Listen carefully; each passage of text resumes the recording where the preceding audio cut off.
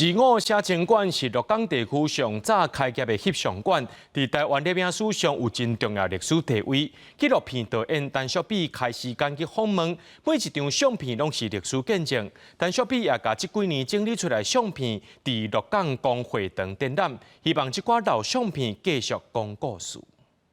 一张20世纪的旧相片，有去馆饼上的画面，阁有白卡的负真人。 这拢是25翕相馆翕的相片。创办人施强伫1901年成立25翕相馆，是台湾人上早开的翕相馆，伫台湾摄影历史当中嘛真有代表性。伊的翕相的背景拢遐有文人风，会用一寡汉式的家具，花卡，摆拍，嘿，当然后壁大家会学，所以。 早期看会出来无共款，愈后壁个看遐袂出来无共款。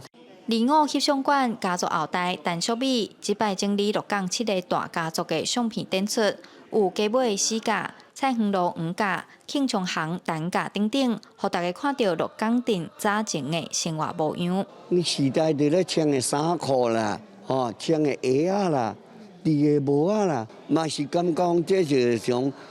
历史留真的这个镜头，这些老照片在还没有被展出来之前，只是放在我们家的柜子里面。我非常感谢这一次有这么好的机会哈，把我们鹿港各个的家族哈，把这些照片给汇整出来。除了珍贵的旧相片，现场嘛展出早前的玻璃底片，甚至打造甲相片相像的翕相场面。 主办单位希望透过展览，让民众用相片读历史，了解顶一个世纪的人文风采。记者杨淑晴综合报道。